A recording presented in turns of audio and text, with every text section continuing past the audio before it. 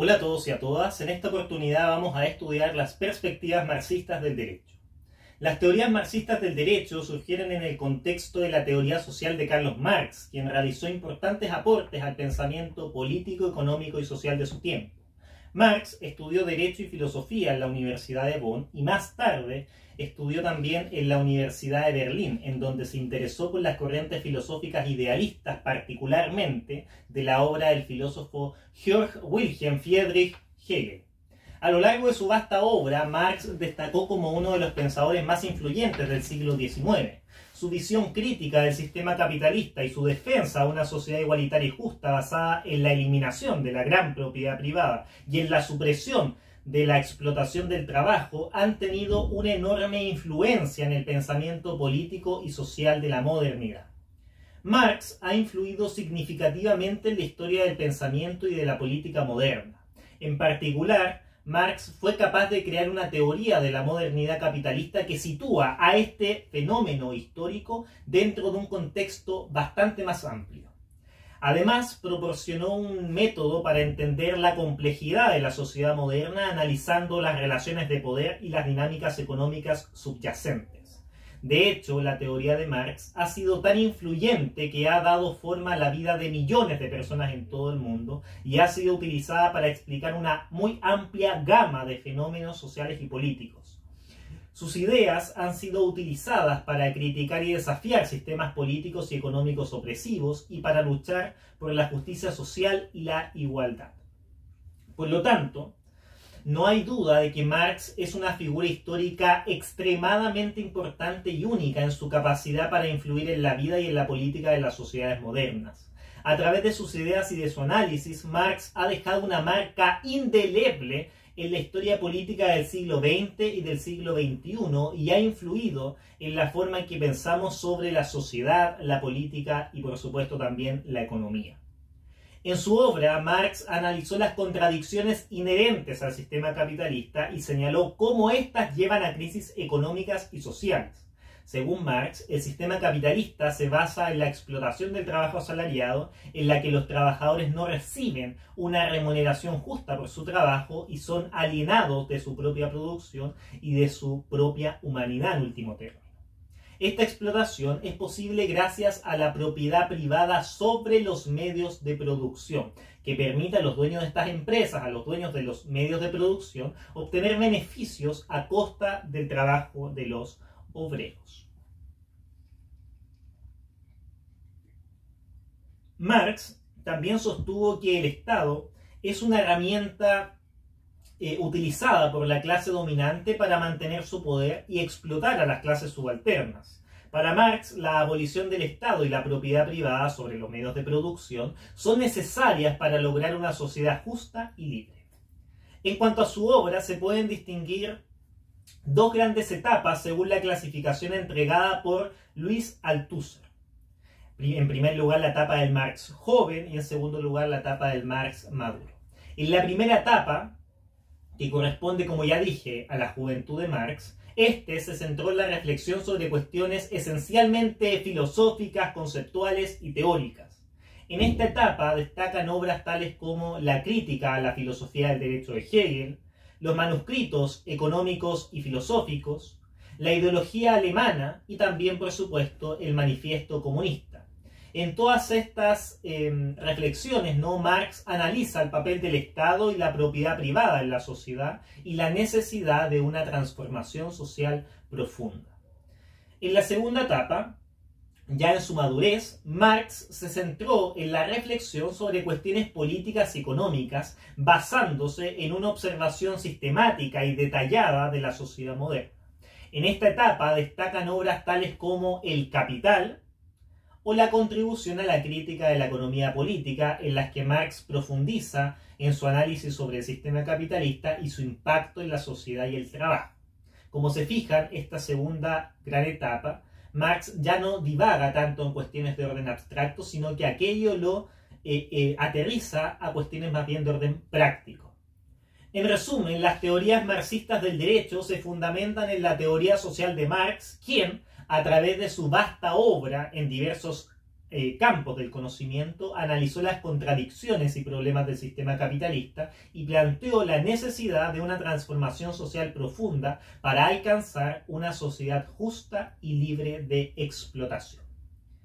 Para analizar siempre a un autor resulta útil evaluar su contexto histórico. Este nos va a dar mayor solidez conceptual en torno al fundamento axiológico de aquellas ideas sobre las cuales Marx reflexiona. En ese sentido, el segundo punto de esta exposición se centra precisamente en aquel contexto en el cual Marx escribe. En el siglo XIX, Europa occidental vivió un contexto histórico-social que fue determinante en la configuración de su cultura y pensamiento. Uno de los aspectos más relevantes en términos intelectuales fue el fin del debate entre empiristas, racionalistas e idealistas, que tuvo su punto de quiebre con la Revolución Francesa. La Revolución Francesa, con sus ideas de soberanía, voluntad general y cambio social, que se extraen, por ejemplo, de Jean-Jacques Rousseau, tuvo una fuerte influencia en la sociedad europea. Además, este siglo, el siglo XIX, se caracterizó por la imposición hegemónica del capitalismo en Europa, que tuvo como consecuencia la Revolución Industrial, que fue un evento que develó y que mostró las peores consecuencias del capitalismo. La Revolución Industrial fue una nueva forma de esclavitud, a juicio de Marx, que generó una serie de problemas sociales, entre los que destaca la cuestión social, las jornadas de trabajo inhumanamente excesivas, los salarios miserables que solo servían para cubrir las necesidades más básicas, y los ambientes fabriles, oscuros y sucios, y por supuesto también una de las peores consecuencias, que fue el trabajo infantil. En resumen, el contexto histórico-social del siglo XIX en Europa occidental fue un escenario de cambios profundos, donde la imposición del capitalismo y la revolución industrial transformaron la estructura social y política y también, por supuesto, económica de la región, generando una serie de problemas sociales y laborales que marcaron el inicio del pensamiento crítico sobre el capitalismo y el surgimiento de teorías como la teoría marxista, por supuesto. La literatura no decepciona al momento de constituirse como un medio eficaz para capturar y reflejar la realidad social, histórica y cultural de una época. Los escritores a menudo utilizan su literatura para analizar y cuestionar la sociedad en la que viven, explorando temas y problemáticas que reflejan las tensiones y contradicciones de su tiempo. Oliver Twist fue una novela escrita por Charles Dickens en el año 1837 que narra la historia de un huérfano que vive en la Inglaterra de la Revolución Industrial. La novela es una crítica social a la pobreza, a la injusticia y a la explotación de la clase trabajadora durante la época de la industrialización. Oliver, el protagonista, es un niño que crece en un orfanato y luego es vendido como aprendiz a un enterrador, donde sufre maltratos y explotación. Después de escapar, cae en las garras de un grupo de ladrones, esencialmente de pillos, de bandidos, quienes lo entrenan para robar. La historia revela la brutalidad y la miseria en que vivían muchos niños y trabajadores pobres en la época industrial. La novela critica, como pueden advertir, el sistema del trabajo industrial y la creciente brecha entre ricos y pobres. Dickens muestra cómo la explotación de los trabajadores y la pobreza eran el resultado directo de la revolución industrial.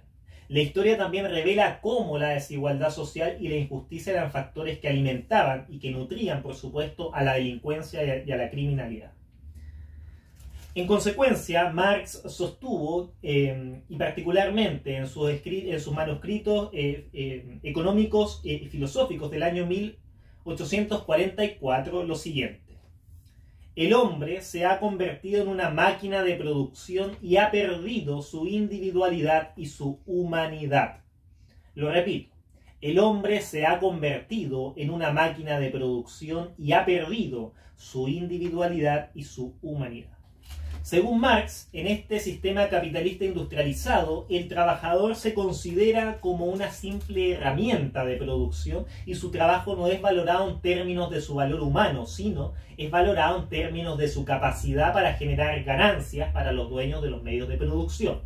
De esta forma, el trabajador se convierte en una máquina de producción, perdiendo, como dice Marx, su individualidad y su humanidad.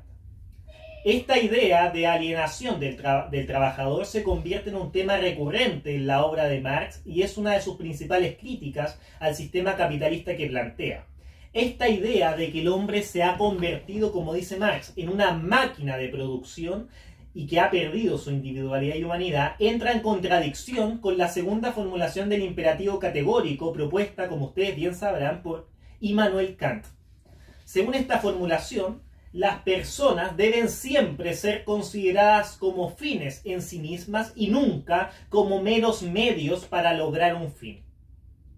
Esta postura implica que cada ser humano tiene una dignidad intrínseca y que su valor no debe ser medido en función de su utilidad o su capacidad productiva. Por lo tanto, el diagnóstico de Marx sobre la alienación del trabajador y su reducción a ser una mera herramienta dentro del proceso productivo se opone, por supuesto, a la concepción kantiana de la dignidad humana y su valor intrínseco. Veamos a continuación el siguiente punto, las principales ideas de Marx. En esta sección me voy a centrar esencialmente en dos grandes ideas. Por un lado, el rol que atribuye Marx a los filósofos y a los intelectuales, y en segundo lugar, el rol que Marx atribuye al trabajo dentro del contexto del sistema, capitalista. Veamos en primer lugar este rol de la filosofía en la obra de Marx. Carlos Marx, como ya lo he dicho, este importante pensador y tan influyente pensador de la humanidad, ¿no?, concluye que a lo largo de la historia los filósofos se han limitado única y exclusivamente a interpretar el mundo, cuando en realidad de lo que realmente se trata es de transformarlo. Lo que realmente es necesario no es la interpretación del mundo. Está bien, la interpretación del mundo es un elemento necesario, mas no suficiente, porque es necesario adicionar a aquella observación la transformación. Para Marx, el filósofo debe convertirse en un agente de cambio social en lugar de simplemente observar y describir la realidad. Esta idea va a ser retomada décadas más tarde por el autor italiano Antonio Gramsci, que le va a atribuir un papel fundamental a los intelectuales. Solo como un paréntesis, en términos análogos, esta idea fue retomada desde el punto de vista cristiano por la teología de la liberación en América Latina, quienes señalaban que no era suficiente orar y tener una vida espiritual, sino que era necesario tomar medidas concretas para luchar en contra de la injusticia social y la opresión. Muchas de las banderas de la teología de la liberación en la década de los 60 en América Latina señalaban lo siguiente: ya no basta con rezar. La teología de la liberación surgió en la década de 1960 en América Latina como una corriente teológica que enfatizaba el compromiso social de la Iglesia y la necesidad de que ésta se involucrara activamente en la lucha por la justicia y la igualdad. Los teólogos de la liberación argumentaban que la pobreza y la opresión eran problemas sociales y políticos que requerían soluciones concretas y que la Iglesia debía ser un actor relevante, un actor principal, un actor protagónico en la búsqueda de aquellas soluciones. En ese sentido, la teología de la liberación puede ser vista como una respuesta cristiana a la crítica marxista de la religión, que señalaba que la religión era una herramienta de opresión y de alienación que distraía a las personas de los problemas reales del mundo. No olvidemos que Marx señalaba en la introducción a la crítica a la filosofía del derecho de Hegel que la religión era el opio del pueblo. Bien, eso en cuanto a la primera gran idea. Otra idea importante atribuida a Marx es que, según él, el trabajo es la fuente de adquisición de medios para la supervivencia y el trabajo, en tanto elemento catalizador, ¿no?, y fundamental de la vida, llega a configurar la propia identidad de los trabajadores. O sea, Marx parte del supuesto de que el trabajo es la fuente de adquisición de los medios para la supervivencia y ésta tiene un valor tan relevante que llega a configurar nuestra propia identidad. Sin embargo, en el siglo XIX, Marx observa que el trabajo capitalista ha desvirtuado su finalidad y ya no nos sirve para realizarnos. En lugar de permitir, por lo tanto, que el trabajador se desarrolle plenamente, el trabajo capitalista, por el contrario, instrumentaliza al obrero y niega su subjetividad, como ya hemos señalado. Para explicar cómo los seres humanos llegaron a inventar esta forma de vida miserable, Marx desarrolla el método tan famoso del materialismo histórico. Según este enfoque, las condiciones materiales, económicas y sociales de una sociedad influyen en su desarrollo y en su evolución.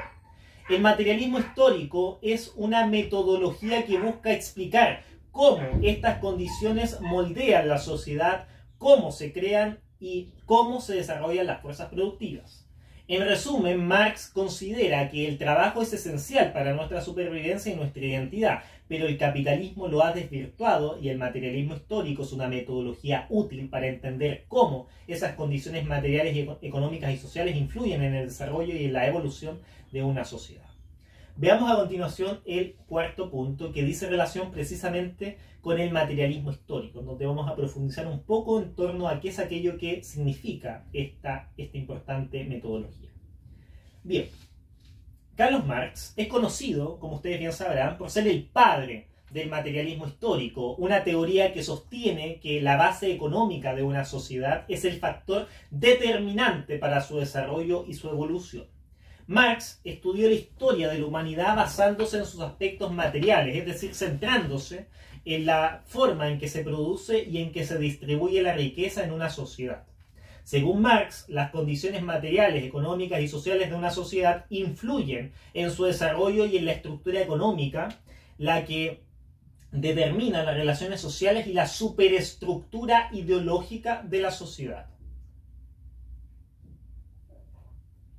Marx divide la historia de la humanidad en diferentes etapas, cada una de ellas caracterizada por una forma particular de producción y de propiedad. En primer lugar encontramos a la sociedad esclavista, en segundo lugar a la sociedad feudal y en tercer lugar a la sociedad capitalista, que son aquellas que pueden observar en la pizarra. Veamos entonces cada una de ellas de forma muy somera.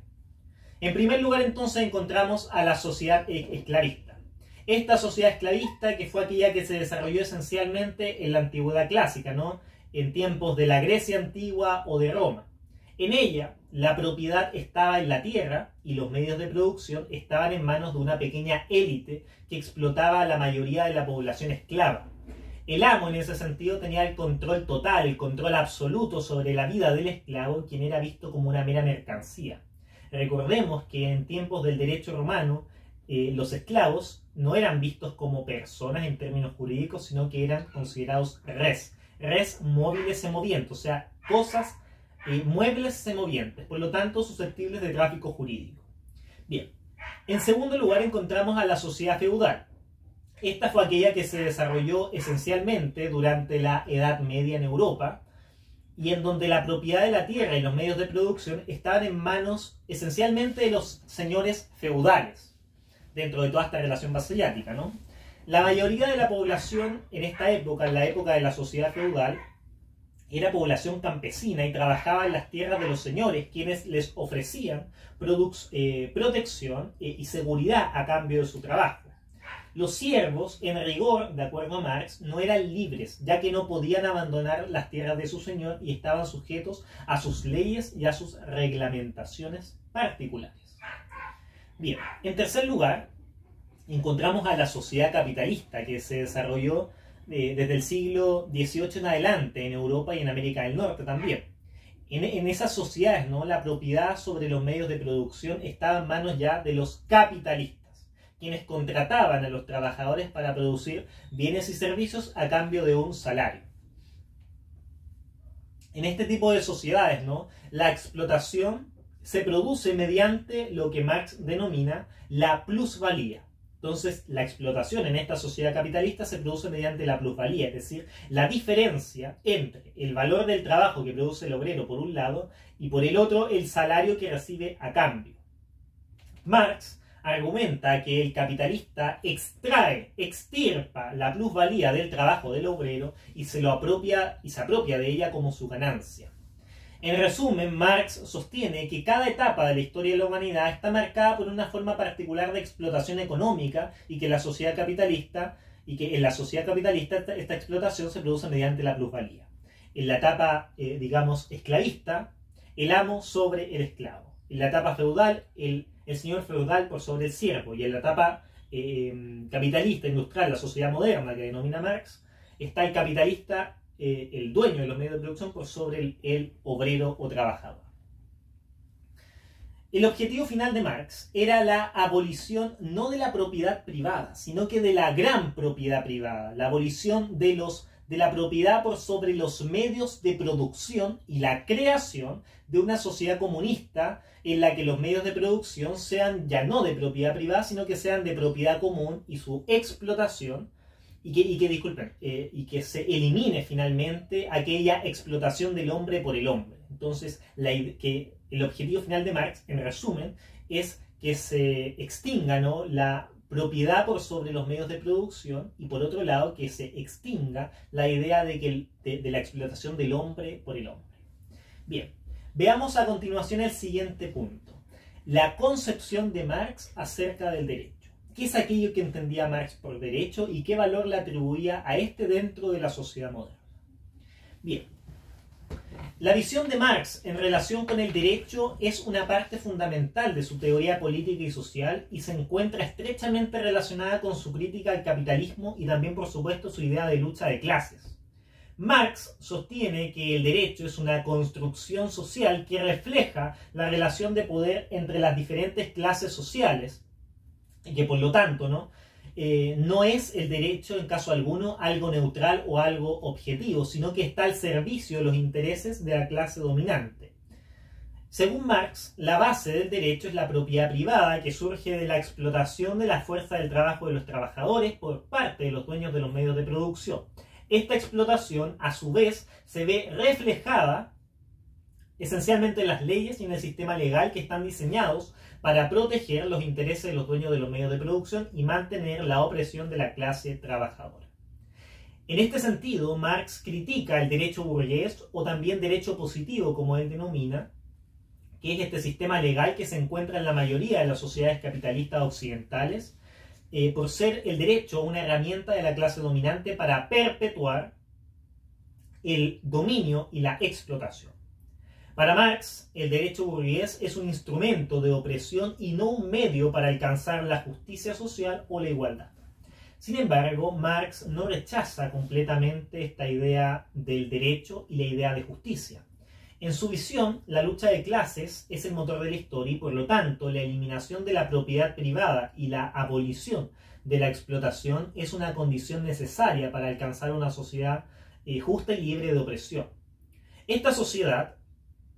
En este tipo de sociedad, mejor dicho, el derecho dejaría de ser una herramienta de opresión y se convertiría en una herramienta para la protección y, por supuesto, para la promoción de los derechos y las libertades de todos los miembros de la sociedad. Marx, en su texto La ideología alemana, sostiene que la idea sostiene, en primer lugar, que la idea de humanidad comienza con la relación entre individuos. Y en ese mismo texto, en la ideología alemana, Marx logra identificar dos grandes etapas en la evolución del derecho, cuyo punto de inflexión, como ya veremos a continuación, es la creación de la propiedad privada. En la ideología alemana, antes de entrar en ese detalle, en las etapas del derecho de Marx, que son básicamente dos, por un lado la etapa del derecho comunal y por otro lado la etapa del derecho positivo, Marx parte de una reflexión previa. Señala en este texto, en la ideología alemana, que la historia de la humanidad principia con la relación entre individuos. En ese sentido, se plantea que en estas sociedades primitivas, las grandes preguntas que le surgieron a los humanos, a la raza humana, fueron dos.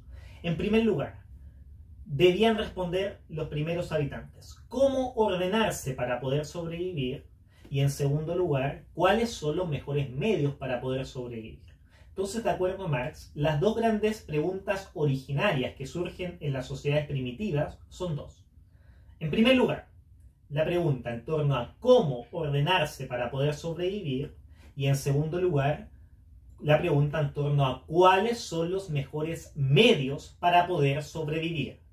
De esta manera se evidencia que desde un inicio las relaciones sociales han estado marcadas por la necesidad de satisfacer necesidades básicas y garantizar por de pronto la supervivencia del grupo. Frente a las preguntas anteriores, Marx distingue dos etapas, que son las dos etapas del derecho. En primer lugar, la etapa del derecho comunal o comunismo originario, y en segundo lugar, la etapa del derecho positivo. Veamos entonces brevemente cada una de estas etapas que Marx vislumbra a propósito del derecho. En primer lugar, la etapa del derecho comunal o del comunismo originario. La etapa del comunismo originario o del derecho comunal, según la visión, de acuerdo a la particular perspectiva de Carlos Marx, esta etapa no representa la primera forma de organización social de la humanidad. La etapa del derecho comunal, la etapa del comunismo originario, es la primera forma de organización social de la humanidad. En esta etapa, el trabajo se considera la mejor fuente de adquisición de medios para la supervivencia y la producción se realiza en común.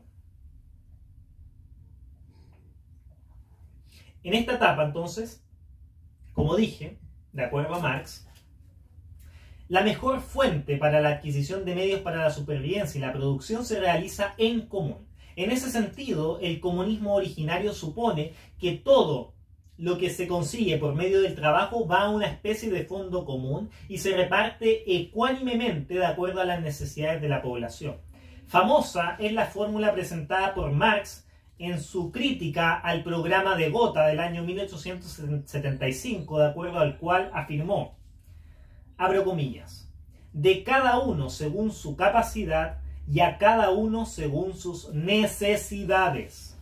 Lo repito, Marx, en su famosa fórmula presentada en la crítica al programa de Gotha, señala lo siguiente: de cada uno según su capacidad y a cada uno según sus necesidades. Marx considera que el derecho comunal es la mejor forma de resolver los problemas que se suscitan en la sociedad, a propósito de las necesidades, por supuesto. Por lo tanto, el derecho comunal se enfoca en satisfacer las necesidades de la población y no en la acumulación de riquezas o en el beneficio de unos pocos. En esta etapa, no existen propietarios de los medios de producción, sino que todos los miembros de la sociedad, todos los miembros de la comunidad son dueños de los bienes y de los recursos disponibles. En resumen, el derecho comunal es la forma más adecuada para responder a las preguntas originarias sobre las cuales ya nos pronunciamos, ¿no? Que dicen relación con cómo ordenarse para poder sobrevivir y cuáles son los mejores medios para poder sobrevivir, ya que, de acuerdo a Marx, la fórmula propuesta en el comunismo originario es aquella que permite satisfacer las necesidades básicas de la población de una manera más equitativa, justa y eficiente. Veamos a continuación la segunda etapa del derecho, que es la etapa del derecho positivo o del derecho burgués. La etapa del derecho positivo, según el pensamiento de Marx, nace cuando el comunismo originario se encuentra con un fenómeno social inexistente hasta esa época: la propiedad privada.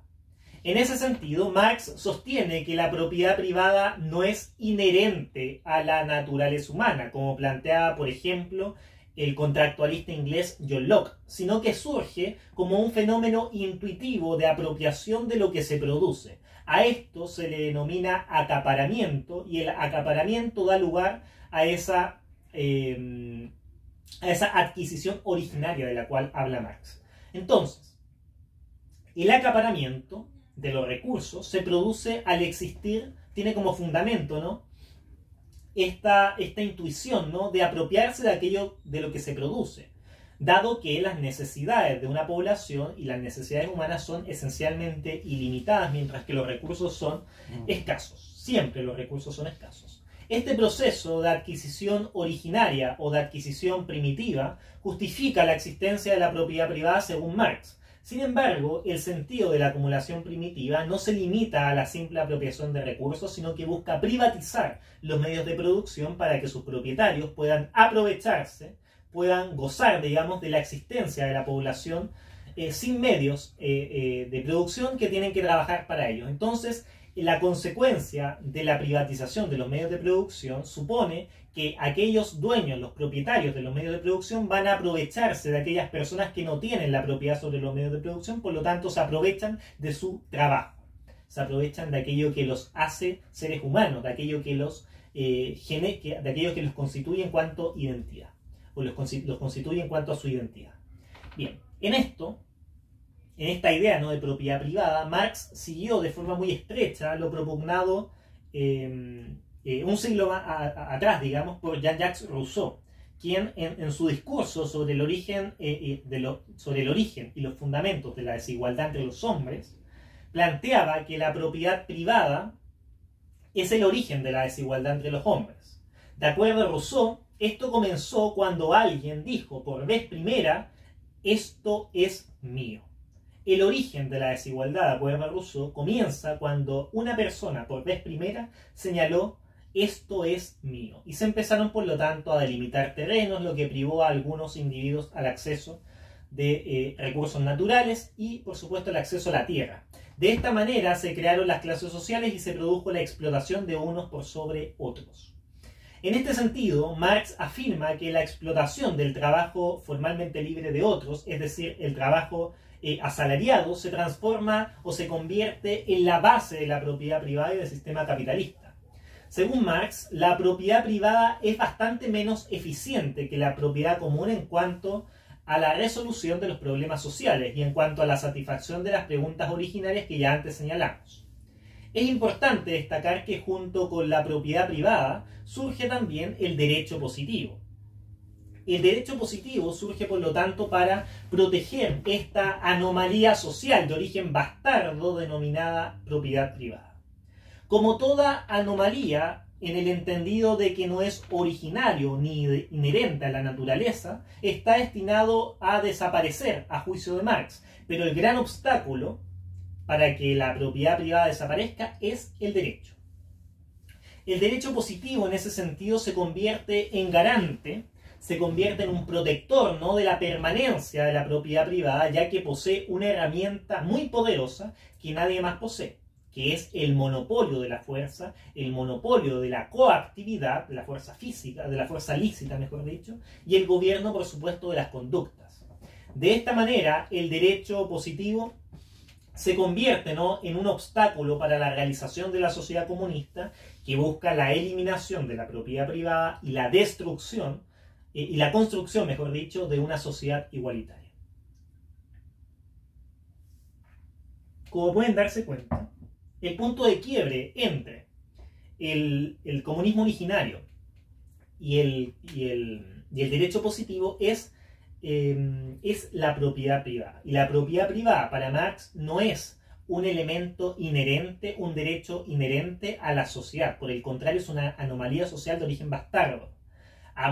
Esto, por supuesto, está criticando esencialmente lo propugnado por John Locke, quien señalaba que existían ciertos derechos preexistentes al Estado, preexistentes al derecho, que son los derechos de la naturaleza, uno de los cuales es el derecho a la propiedad privada.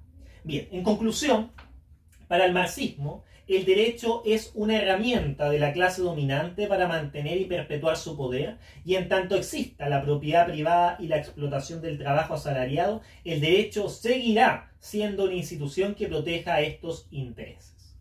Bien, para ir concluyendo ya este video, pronunciémonos muy escuetamente en torno a la vigencia de Marx en el derecho. La obra de Marx, como pueden ustedes advertir, ha sido objeto de intensos debates y críticas desde la publicación de sus textos y hasta la actualidad. Muchas de sus ideas han sido adoptadas y transformadas, ¿no?, por movimientos políticos y sociales en todo el mundo, mientras que otras han sido, por supuesto, también rechazadas por ser consideradas utópicas o impracticables. A pesar de esto, su crítica al derecho sigue siendo relevante en la actualidad. A continuación presentaré algunas muy breves reflexiones, ¿no?, sobre la vigencia de la crítica de Marx al derecho en la actualidad. En primer lugar, la crítica de Marx al derecho sigue siendo relevante en la lucha en contra de la igualdad, en contra de la desigualdad social y la injusticia. La teoría marxista señalaba, como ya hemos señalado, que el derecho es una herramienta utilizada por la clase dominante para mantener su poder y control sobre la clase trabajadora.